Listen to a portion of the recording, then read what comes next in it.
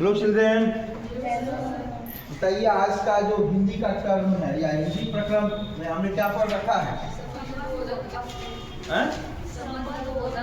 Finish हो गया। अब चलिए आज देखिए कुछ छोटा सा बस लॉजिक समझिए। ये क्या दिया हुआ बाबू? आज पढ़ेंगे समुच्चय बोधक। क्या पढ़ेंगे?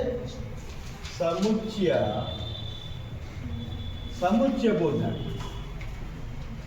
बोधक अव्यय। अच्छा, ये होता क्या रहता है?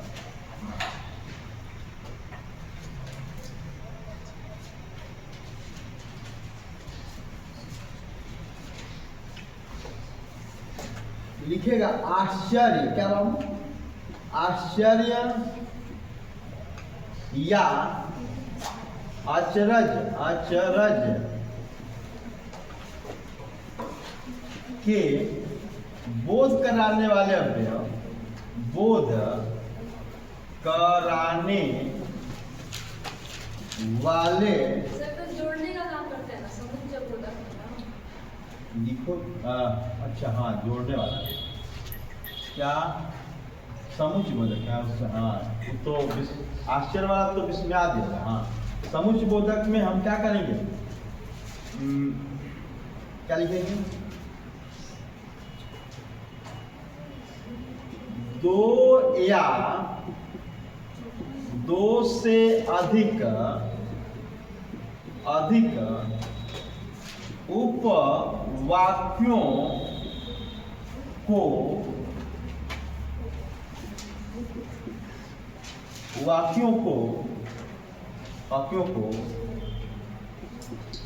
जोड़ने वाले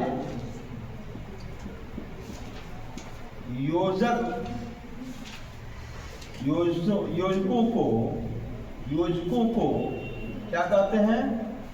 समुच्चय बोधक अव्यय कहते हैं।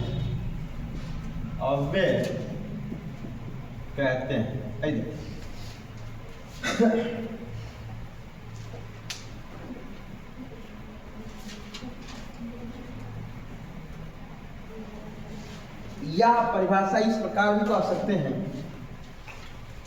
कि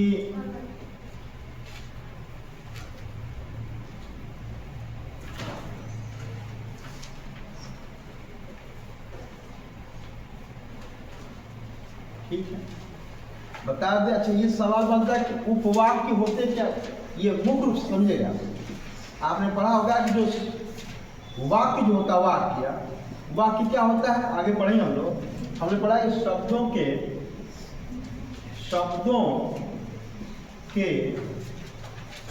व्यवस्थित समूह भाई ना, शब्दों के व्यवस्थित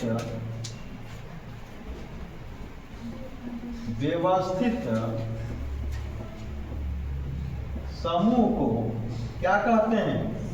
वाक्य कहते हैं। ये होता क्या वाक्य में? वाक्य बाबू हम लोग पढ़ेंगे आगे। ये तीन प्रकार के वाक्य होते हैं। एक होता है सरल वाक्य, एक होता है संयुक्त वाक्य, एक होता है मिश्र या मिश्रित वाक्य। ये जोड़ने वाले जो हमारे समुच्चय होते हैं, ये सिर्फ इन्हीं में जोड़ने का काम करता है। प्रयोग कहाँ होता है? तो किसी वाक्य में वाक्य को जोड़ रहा है, वाक्य उपवाक्यों को जोड़ रहा है। मतलब कि जो संयुक्त वाक्य और मिश्र वाक्य होते हैं, उन्हीं में ही समुच्चय बोधक चिन्ह का प्रयोग किया जाता है। रखना नहीं है, बात को समझ क्लियर करता हूँ, फिर समझिए क्या समझ में आया। जैसे हम कहें ना कि जैसे उपवाक्य हो, फिर यहाँ ऐसे खाली है, फिर यहाँ पे उपवाक्य है, वाक्य, फिर यहाँ खाली है, फिर ये उपवाक्य।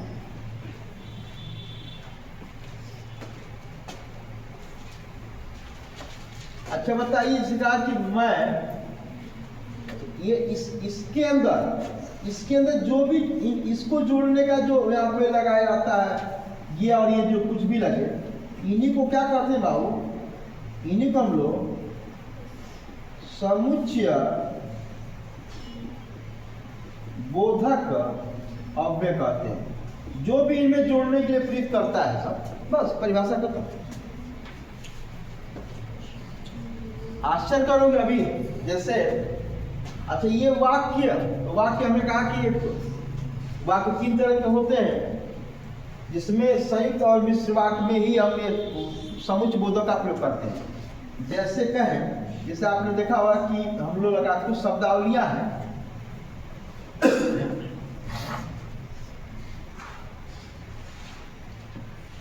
जैसे कुछ शब्द है, जैसे लेकिन है, किंतु है, परंतु है, क्योंकि है, इसलिए है,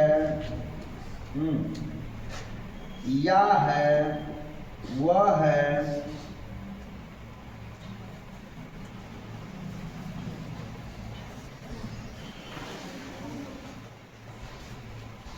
एवं है, देख रहे हैं,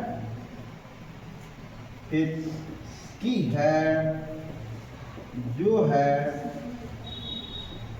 जैसा वैसा है, जिसका है, जिसका उसका, जिसकी जिसका है,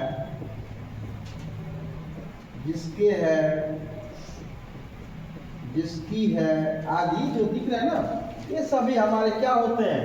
यही हमारे उपवाक्य होते हैं, बोले ये समुच्चय बोधक होते हैं। अब समुच्चय बोधक में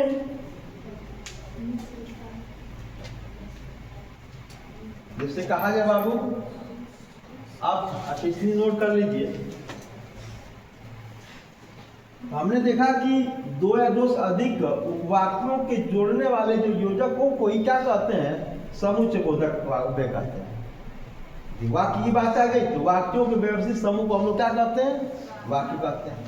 हमने वाक्य का वर्गीकरण करेंगे तो वाक्य में एक संरचना के आधार पर एक 3 प्रकार बांटा गया, सरल वाक्य, संयुक्त वाक्य और मिश्र।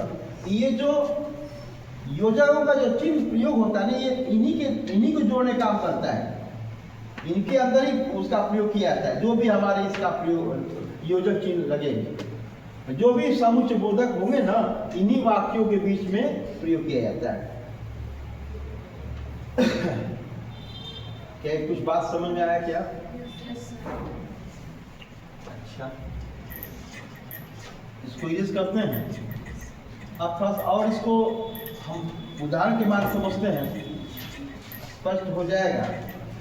अच्छा, इसके पहले हम इसके प्रकार देखें तो समुच्चय बोधक के प्रकार। समुच्चय बोधक के प्रकार, इसके 2 ही प्रकार होते हैं। एक होता है बाबू, एक प्रकार होता है समानाधिकरण, समानाधिकरण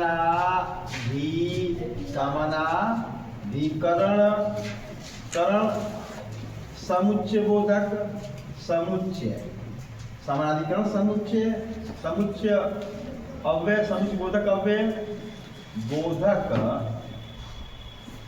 अव्यय। एक होता है व्याधिकरण। क्या होता है बाबू? व्याधिकरण समुच्चय बोधक क्या है बाबू? अव्यय। मतलब इसको इस प्रकार भी समझ सकते हैं शॉर्ट में कि संयोजक अव्यय और वियोजक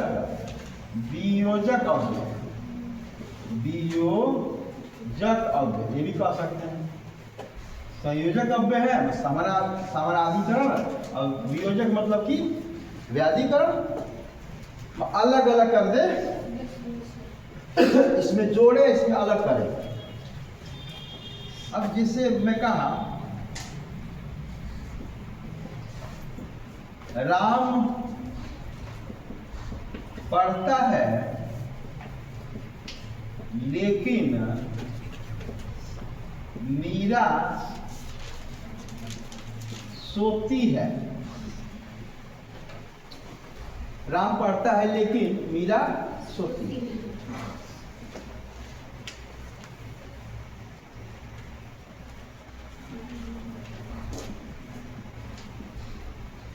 राम पत्र लिखता है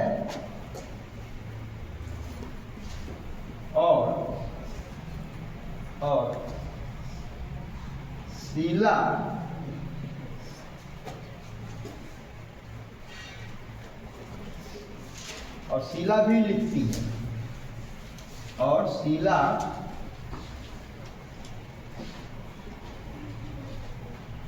इसको इधर लिखते हैं, छोटा बड़ा हो जाएगा। मैं कहूँ बाबू कि राम एक पत्र लिखते हैं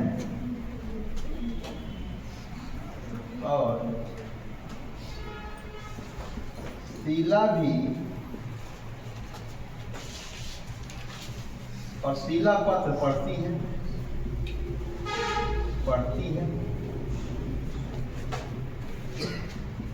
लेकिन मीरा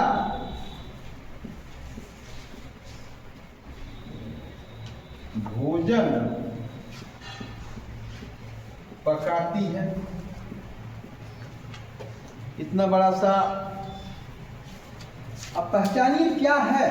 हम कहेंगे सर ये तो आपने चिल्ला के ये एक वाक्य है, फिर यहाँ से भी एक वाक्य है, फिर यहाँ से भी एक वाक्य। इसी को ही हम लोग क्या कहते हैं बाबू, ये क्या है, ये क्या है, यही ना उपवाक्य है, यही उपवाक्य कहलाता है। और हमें अभी बताया देखो ये उपवाक्य, ये उपवाक्य, ये तीन उपवाक्य हो गए। इनके बीच में क्या क्या जोड़ा है, और है लेकिन। तो बताया ना इन्हीं के बीच में जोड़ने वाले जो होते हैं वो समुच्चय बोधक होते हैं। तो लो देखो यही समुच्चय बोधक हो गए।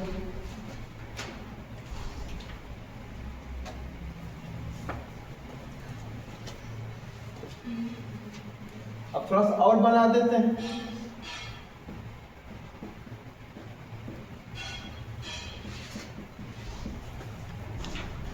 अब बताओ यहाँ और क्या है, कौन बताएगा? यहाँ पे और क्या हो गया?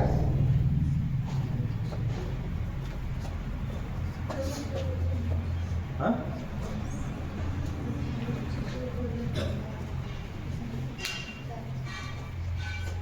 यहाँ भी और है और यहाँ पर भी और है।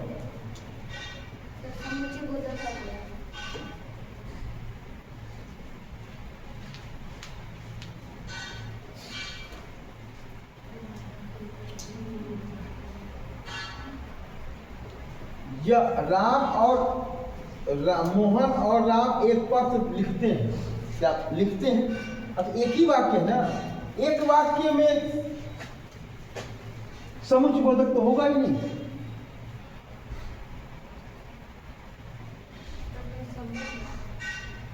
बिल्कुल सही, ये संबंध बता रहा है कि भाई दो नाउन नहीं हुआ, दो संज्ञा नहीं हो गई। ये संज्ञा है, ये भी संज्ञा है। और बताया संज्ञा के बीच में जो जोड़ने का काम करे, अब रटो मत, किताबें इतनी गलतियां दे देती हैं कि आप कंफ्यूज जाओगे। ये बाबू यहाँ पे अच्छा संबंध बोधक हो जाएगा। बस आपके मन मस्ती में ये हो रहा है कि जो कई उपवाक्यों को, उपवाक्य मैं विशेषता लिख देता हूं। देखिए समान लोगों को जोड़ रहा है, जैसे कि राम और मोहन एक पद लिखता है और शीला एक न हो गया। यहाँ और क्या हो गया? समाधिकरण हो गया। यही अलगाव कर दे, लेकिन मीरा यहाँ लेकिन क्या हो जाएगा, व्याधिकरण वाला कॉन्सेप्ट हो जाएगा। नोट कर लीजिए।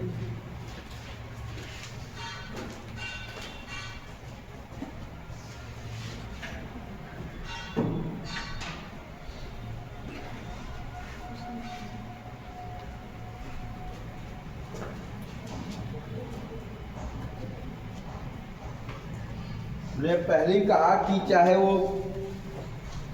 समुच्चय बोधक हो चाहे क्रिया विशेषण हो। अच्छा, क्रिया की विशेषता बताता है तो क्रिया विशेषण उसको ध्यान ही नहीं देना, लेकिन स्थिति के समुच्चय बोधक के कुछ शब्द हूबहू संबंध बोधक भी होंगे और समुच्चय बोधक भी होंगे। स्थिति के आधार पर हम उसको पहचानेंगे कि ये समुच्चय बोधक है और ये संबंध। जैसे कि हमने यहाँ भी और है, यहाँ पर भी और है, लेकिन स्थितियां एक ही वाक्य में और एक वाक्य होगा उसमें कभी भी समुच्चय बोधक नहीं लग सकता।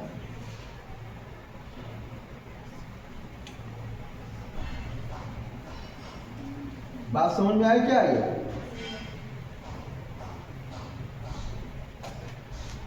नोट कर लीजिए।